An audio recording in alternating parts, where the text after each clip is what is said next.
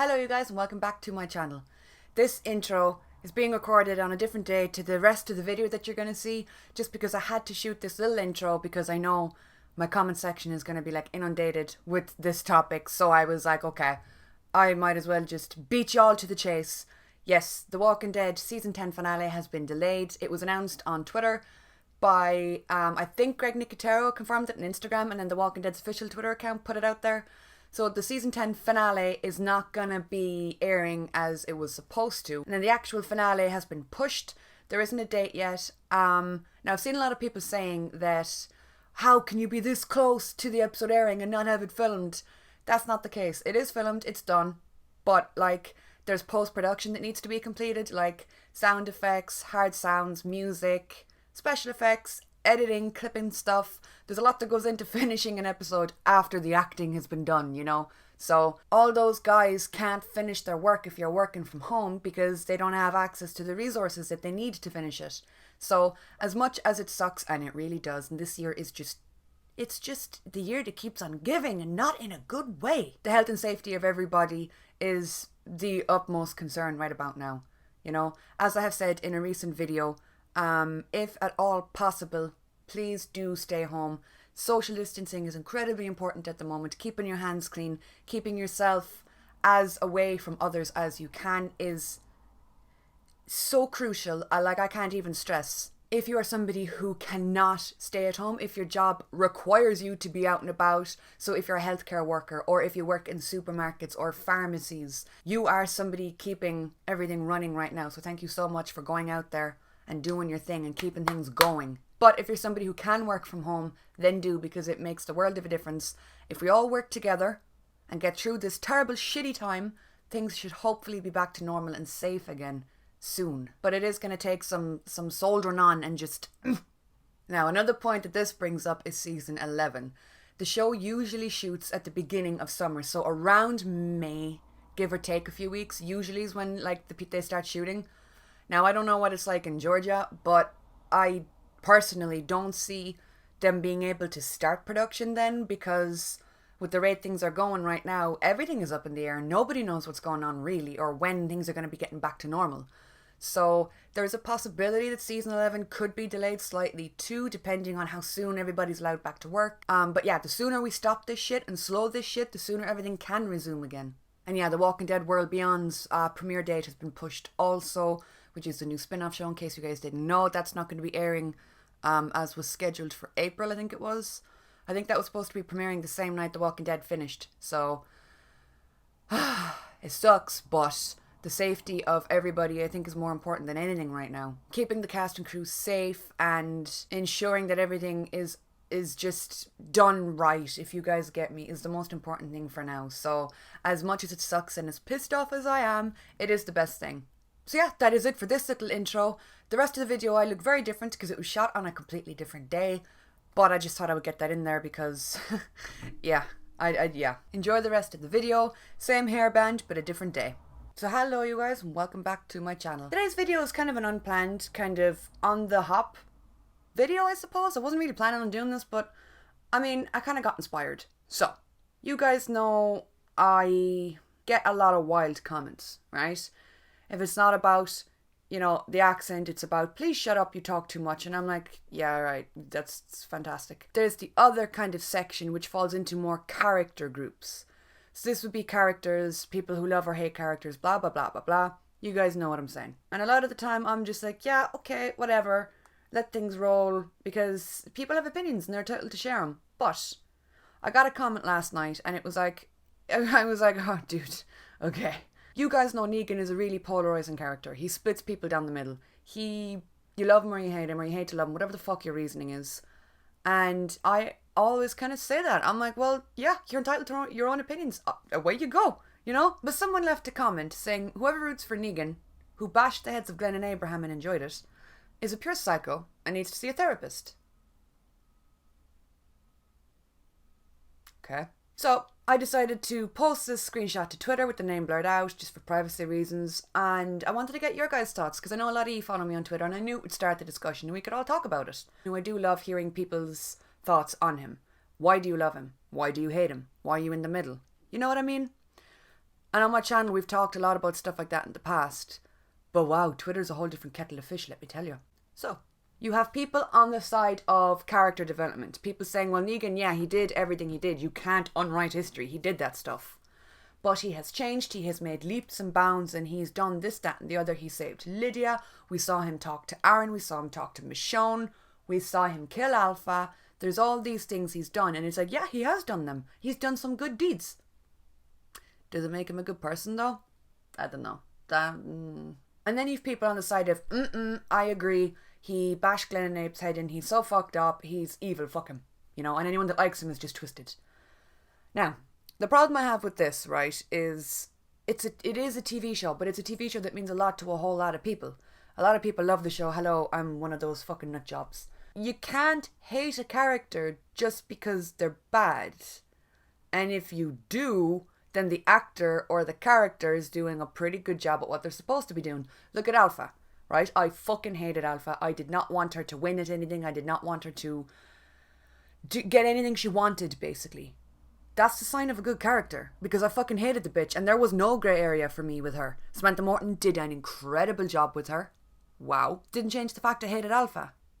I think I've just realised the microphone's too far away from my face. And it's like, you know what I'm trying to say with that? Like Negan, like I have said, if you love to hate him, hate to love him, whatever.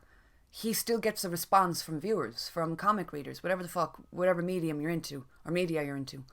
And Jeffrey's done a pretty good job of portraying that. But Jeffrey saw this tweet, and I didn't tag him in it or nothing because I didn't want to clog up his mentions or his little @ thing. So he saw it and responded and said, and I'll be including screenshots. And before I go on to this, someone made the good point about Teabag from Prison Break, and I will include that screenshot too because I was like, whoa, good point. I love Prison Break. It was one of my first ever favourite TV shows. I thought it was awesome. If you guys have seen it, you'll be aware of Teabag and how much of a sleazy slimeball dirtbag he was. But he was incredibly fascinating to watch. He was a character that every time he was on screen, you just knew the show was going to have you. You know what I'm saying? Doesn't mean you love him or agree with his actions. It means he's a fascinating character to watch. And that's my kind of take on Negan. But anyway. So Jeffrey said, Denai said last night on Talking Dead when she was a saviour, putting on those shoes, seeing it from that side, are heroes having just killed all those folks, saviours, slitting their throats while they slept. She saw Negan's side, ain't no heroes, no good or bad, there is only survival. Now, I like that he kind of alluded to like Talking Dead and Denai and stuff, because Denai did get to see it from the other side. Denai got to see it from what it would have been like to be a saviour or the bad guy, you know what I'm saying? And as an actor, that must have been incredible for her to get to see it from the other side, because she has spent all of her time on the show being against that side. So it's a good point. There's no good or bad, there's only survival. I can see that in a way, I suppose, but I do think that there is good and bad, you know what I mean? He said, oh, crazy pants, saying people rooting for Negan need a therapist is a wee aggressive, it's a fictional show. And Negan, he's paid some dues, saved a bunch of our heroes, and worked to become well-rounded. Not good per se, but well-rounded. I agree with that. He's not good, but he has developed, he has changed. He has done things, like I mentioned, I don't know if I'm making this point again. He saved Lydia, he killed Alpha, he talked to Aaron, he's spoken to Michonne. He has done things that old Negan would not have done, which shows progression. It shows change and him moving forward. Does it totally erase everything he's done? Good God, no. The multiple wives, the killing Glenn and Abraham, the Coral situation. Look, he loved Coral, okay? But he was straight up going to kill him. And you can say, no, he wasn't. He was. Negan said he didn't kill kids, and I'm like, alright, cool. But you were going to kill Coral before Shiva came in and fucked the whole situation up. If you guys remember the scene that I'm on about, he was about to kill Coral, and you can say he didn't want to do it. He, blah, whatever. He was going to kill him. I'm not talking about when he was trying to get Rick to cut his arm off now. I'm not talking about that. He also went on to say he's flawed as fuck, but interesting thing about him is we see him deal with his flaws, learn from them, hopefully. He isn't one-dimensional, which for me, as the dude that lives in the leather, is awesome. Writers are killing it. The writers are fucking killing it. Jeffrey's doing a great job. And like he said, he's not one-dimensional. He's not just a bad guy. He's not just a good guy. He has done bad things. He's also done good things. I have said I love Negan. I don't mean I agree with what he's done. I don't mean I agree with everything that he's done. I mean, the guy has made some good decisions as of late. And I'm like, wow, I appreciate that shit. But I'm always in the kind of mindset of, man, let people like what they fucking like. It's a show. You're allowed like characters. And I see people online get attacked a lot over, like, opinions and stuff. And I'm like, really? You're definitely allowed to have your own opinion and voice it. Always. But like, telling people that they're crazy, that they're psycho, that they this, that, and the other. And I've seen people straight up attack Jeffrey too. And I'm like, dude, he plays the character. He lives in the character's head. He's doing his best. It's a job. It's make-believe. You know? And like, with characters, you can get attached to them and you can portray good stories that real life people can relate to. Carol's an example of that. You know? Which is probably a big part of the reason why I'm so protective of her and why I love her. But I can still see that she has fucked up. She has done messed up things as of recent. But I still love her character. I still love what she once stood for and what she has shown us time after time.